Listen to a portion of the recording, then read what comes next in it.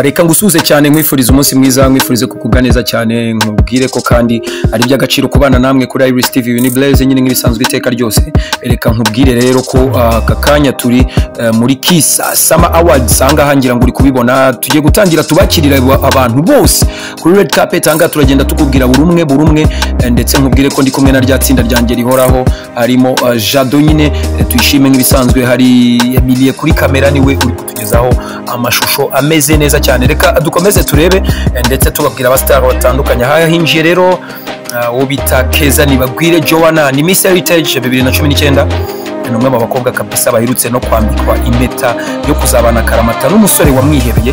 Reka dukomeze tubakurikiranire, ngira ngo muramubona mu ikanzu y'umweru isa neza cyane, marinjira ndetse atanga ibintu bigaragara ko yiteguye nyine. Akaba ari umwe rero mu bantu baza no kuba bahostinga uyu munsi, navuga ko baza kuba bakira abantu cyangwa se banakoresha interviews abantu batandukanye, kiyerekana mu ikanzu nziza ndende y'umweru.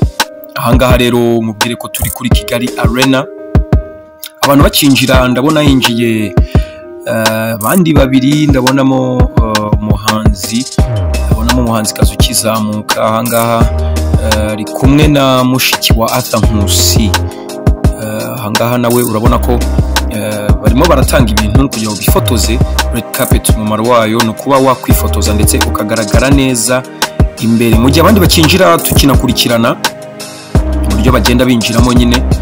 Abakobwa bambaye neza cyane, harimo abambaye orange cyangwa se n'umukara, ndabona barimo biyerekana ku buryo butangaje. Umukobwa w'umuhanzi rero witwa Linda Montez niwe mumaze kubona.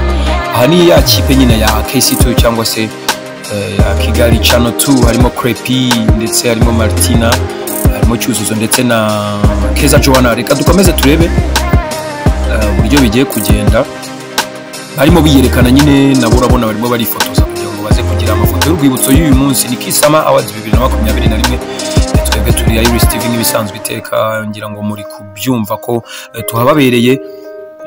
Ahangaha rero turacyareba abandi baza, ni Creepy na Martina bagiye kwakira abantu, ubona bategereje nyine abantu bari bwitabire uyu munsi cyangwa se ibi birori byo kwakira ibihembo bimwe na bimwe biri butangwe hano bijyanye n'ubundi n'abahanzi nyarwanda. Umuhanzi nyarwanda wese uri gucano turabakurikiranira, tugende tubereka ngo bimeze gute se uyu munsi, biragenda gute, birori biraba bihagaze gute.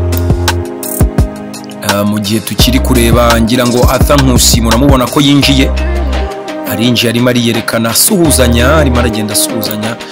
Umusore bigaragara ko yishimye cyane rwose, bigaragaza ko yishimye bidasanzwe. Arongeye asubiyeyo, ashobora kuba asa n'uwibagiwe ikintu, arongeye asubiyeyo, asubiye hanze. Tugiye kureba se bimeze bite cyangwa biraza kugenda bite. Arongeye aragarutse, ikote ryiza cyane, mbabwira ko tuza no kumuganiriza tukamenya se ninde wamwambitse izi style yaziguze ryari. Atabambaye neza rwose, bitandukanye nuko yambaraga atarakora ubukwe, ngira ngo nibwo tukimubona nyuma yuko yaba yarakoze ubukwe.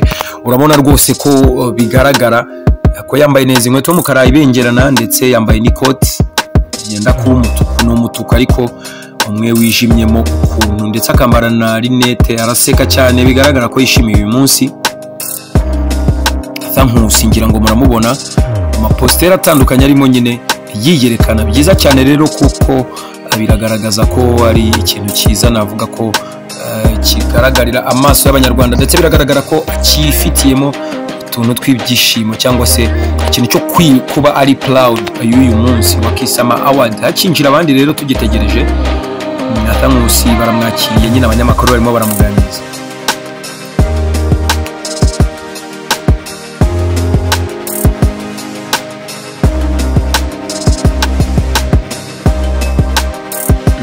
Hano urabona ko biragaragara ko ari masobanuro nyine by'uno munsi. Aka kanya rero hinjiye abandi bashya, ndabona abandi bantu bambaye neza cyane, Ariel Ways ndetse na Juno Kizigenza. Ni couple imwe mu mujyi wa Kigali, navuga ko kabisa irimo irabikora muri iyi minsi. Urabona ko binjiye barasa neza cyane, bafite icyo nakwita fashion muri bo cyangwa se ikijyanye n'imideri. Urabona ko bafite ukuntu bambaye rwose bidasanzwe, bambaye imyenda myiza.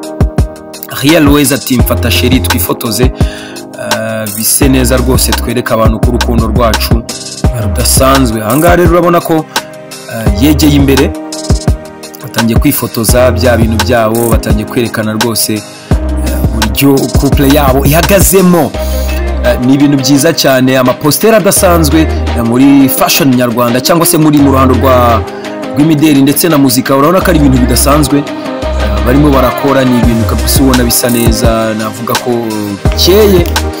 birakeye cyane. Reka dukomeze turebe se iri tsinda bari kumwe ni bande. Turashe tubikurikiranire turebe neza ni bande koko bageze hano. Ariel Wise rero ukiri kugaragara kuri red carpet aracyarimo ariyerekana, ndabona rwose bafatanye bareba neza muri appareil cyangwa se biyerekana mu buryo bwa gihanzi. Reka dukomeze tubakurikiranire turebe ngo ninde wundi ugiye kwinjira.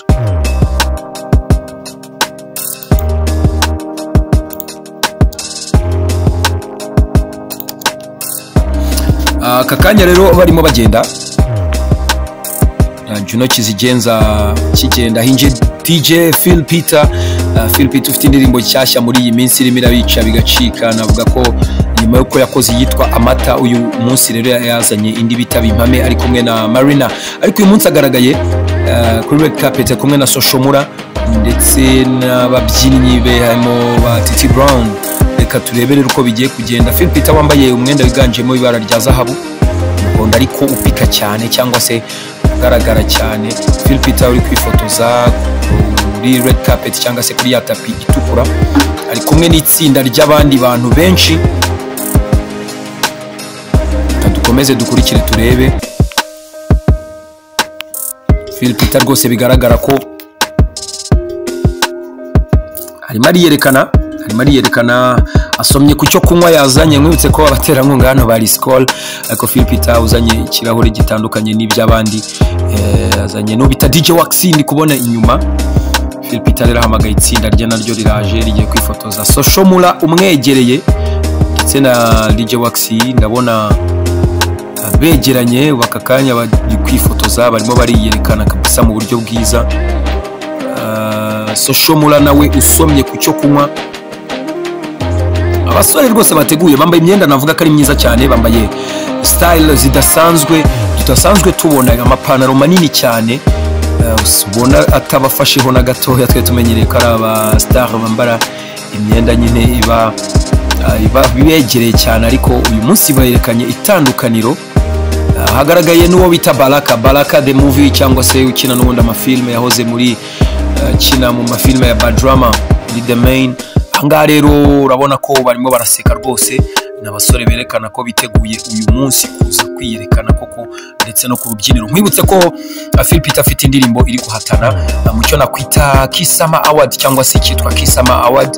Ni irushanwa cyangwa se ni radio imwe bitegura, radio bita Kiss FM. Ahangaha Phil Peter abanyamakuru baramwegereye bagiye kugira ibyo bamuganiriza bimwe na bimwe. Katureba ubwo ngo biragenda gute mu kanya gatoya ku rubyiniro, ese araza kwitwara gute. Aka kanya rero hinjiye Fireman nawe ndabona ahageze. Fireman uhageze kabisa, wambaye neza cyane, wambaye ibintu bya old school, abantu bazi ba Obitrace ndetse nabo bita ba Snoop Dogg. Amastyle biyambarira, yambaye neza rwose, umusore wahoze mu itsinda rya Tough Gang. Nawe ari buze guperforminga, navuga ko performance zirahari rwose zo kuba zihari, zo zirahari. Nkwibutse kandi ko ari benshi bagiye kuza, tugiye kugenda tunyuramo tubareba, tugenda tureba umwe ku giti cye, tureba se bambaye gute kuri uyu munsi. Uyu ni Fireman, reka turebe nawe ngaraza kuba ameze gute.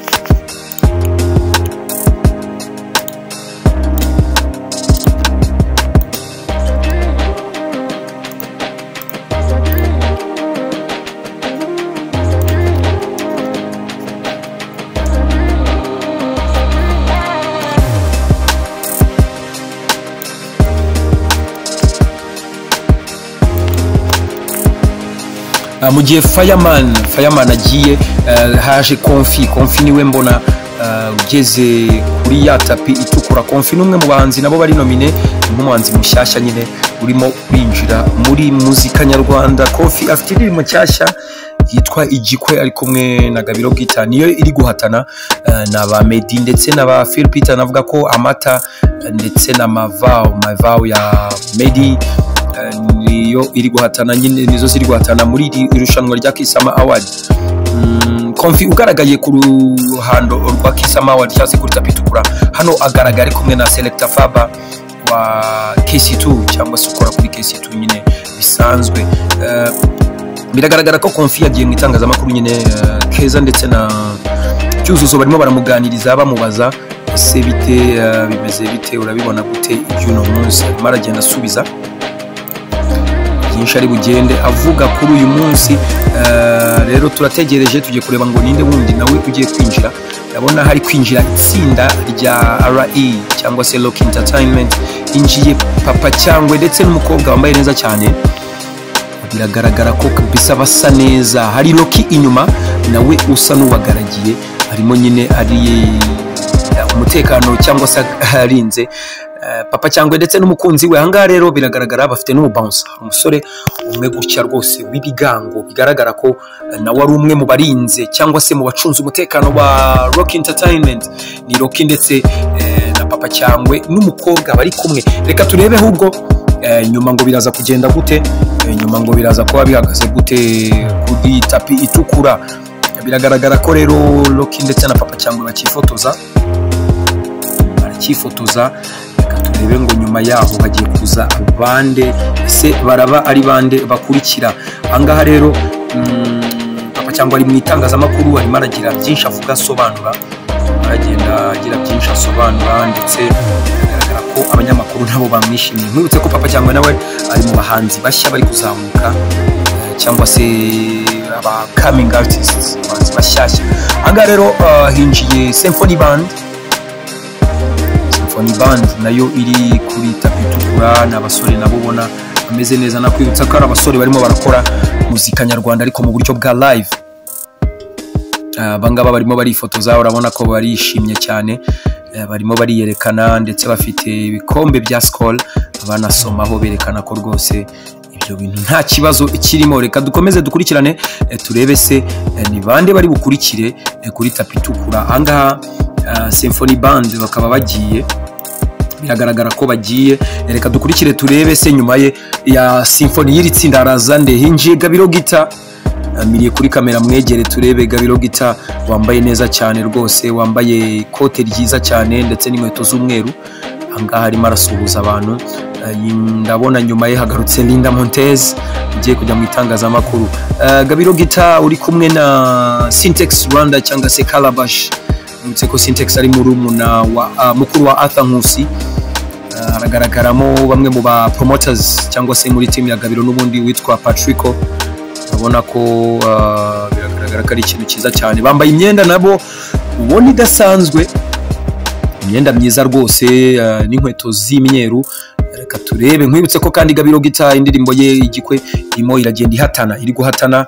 Reka tubitega amaso turebe ese biraza kugenda gute, ko Gabiro Guitar n'ubundi ari umwe mu bahatana nyine mu bashaka ibihembo. Ese arabitahana? Turaza gukurikira nyine, tugende tubakurikiranira bimwe na bimwe uko biri bugende bigenda, cyangwa se nuko ibirori biri bugende bikurikirana.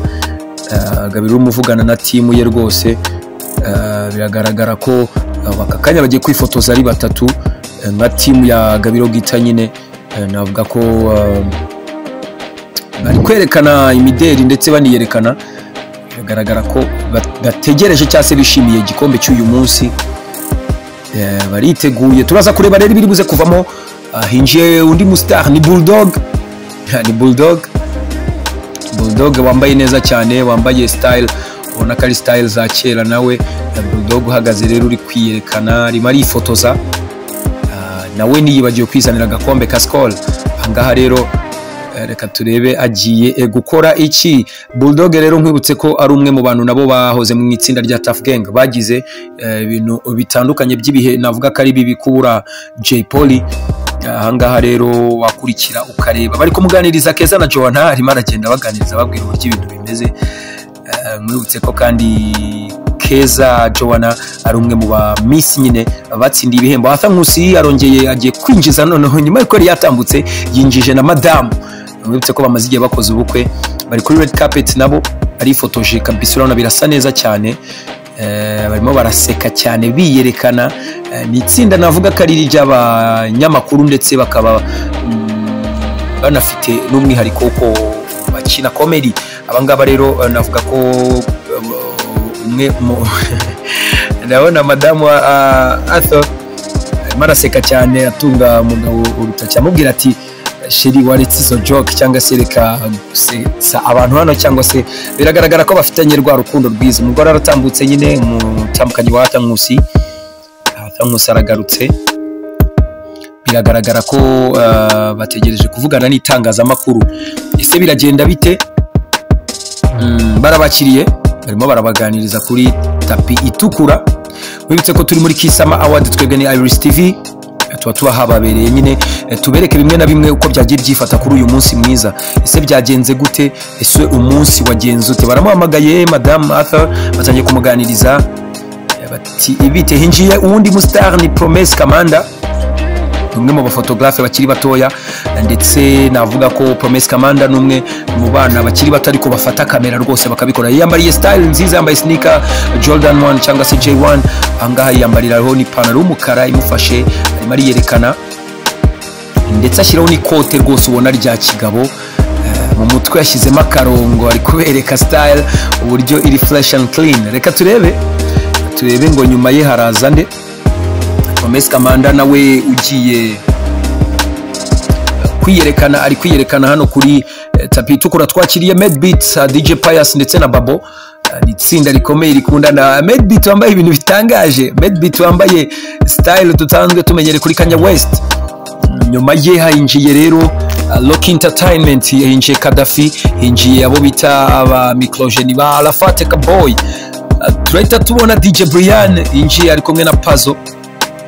Wow, abantu bambaye neza pe. DJ Brian niba noneho yadodeshereje, biratangaje. Ngira ngo muri kubona style irimo umuhondo ndetse irimo n'amabara. Mu gihe tukiri kuganiriza bamwe mu bantu rero bari hano, biragaragara ko abantu biteguye rwose, biteguye mu gihe kandi koko bakiri gutambuka. Turabaza bamwe mu mastar bari hano, harimo abitwa ba Lafatka Boy, turimo tubegera. Nkubutse ko ari Lock Entertainment cyangwa se abantu baba hafi ya Papa Cyangwe, nabo bari hano.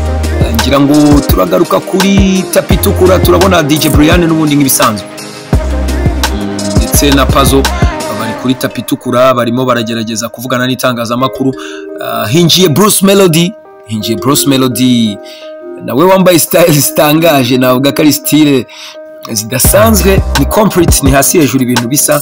Avanyemo ingofero y'ikote yambaye, arimo aragerageza kwiyerekana cyane, Bruce Melody rero ugaragara afite ababouncer buri gihe. Yagaragaye ari kumwe na Jado uyu munsi, ngira ngo murabibona. Jado yahoze ari manager we, uyu munsi bakwibaza ngo nukubera iki Bruce Melody asohokanye na manager we nyine wa kera cyangwa se wa mbere wahozeho ari manager we. Jado akaba ari n'umuyobozi w'Isibo TV. Anga rero bagiye kuganira n'itangazamakuru, ngira ngo uri kubona barimo baraganira bavuga nyine uburyo yiteguye kuba ari gutwara ibihembo cyangwa se atari bunabitwara. Turaza kugenda tumenya byinshi kubera ko hano turaza gukurikirana igikorwa cyo gutanga ibihembo. Se kiraba kimeze gute?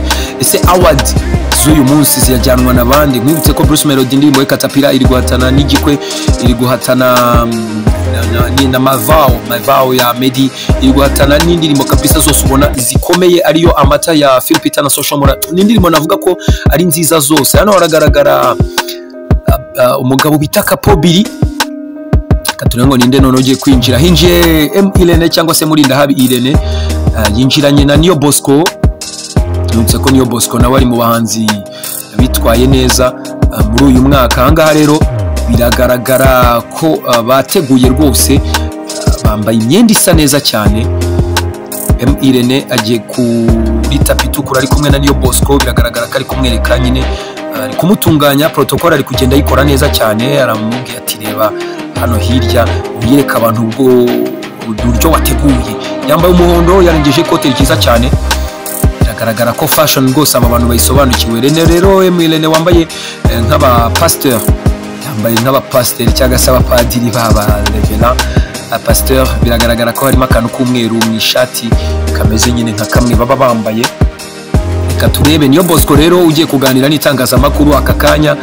Niyo Bosco biragaragara ko harimo araganira n'itangazamakuru. Hinjiye abandi bantu kuri tapi itukura, hinjiye ni Tanga Design ari kumwe n'umukobwa tutaramenya neza. Hari uwo bita Zaitsev, nawe n'umwe mu bantu bacuruza imyambaro, abasore n'inkumi bambaye neza cyane rwose. Mwibutse ko Zaitsev ari umwe mu bantu ba mu Gatsata, cyangwa se akaba yitwa ngo umwami ukaze cyangwa se umwamikazi wa Togo, nikakunda kwiyita abasanzwe bamuzi muri fashion n'ubundi. Biragaragara ko rero Tanga Design akiri kwifotoza ndetse na Zaitsev n'undi mukobwa nawe tutari twamenya neza izina rye.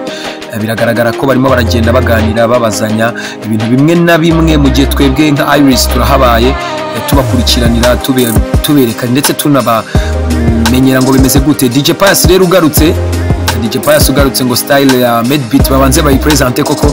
Ese iyi style ni ubuhe bwoko? Mwibutse ko Babo ari umumetis cyangwa se avanze, ni imvange y'umuzungu ndetse n'umudage n'umunyarwandakazi, umwana w'umunyarwanda nyine. Aka kanya navuga ko Babo ni umwe mu bakobwa ariko udakunda kwambara style za gikobwa, yiyambarira nk'abasore.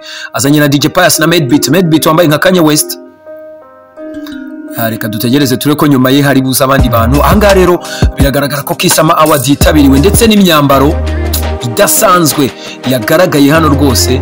Yaba bari butanga ibihembo, Medbeat yari kubikukana kuko arasa n'umuntu wateguye rwose ibintu by'umwihariko, biragaragara neza cyane.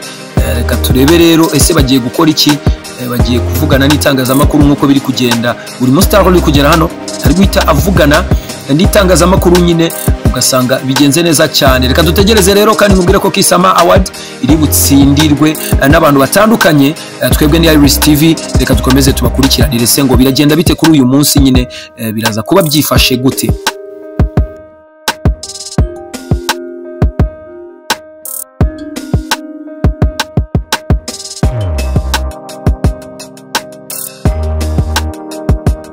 Reka ngushimire cyane rero, umwifuriza umunsi mwiza. Akangaka karakanya ka red carpet, tugiye kwinjira rero muri sare turebe ngo biraba bimeze bite. Ese ninde uri butsindire ibi bihembo, ninde uri bubashe nyine kwegukana ibi bihembo bya Kisama Award umwaka wa 2021. Mwibutse ko Iris TV, ngushimire ku bwa comments, ndetse ibi byose tubikora kubera nyine abakunzi bacu cyangwa se aba bantu bose batwereka ko turi kumwe umunsi ku munsi.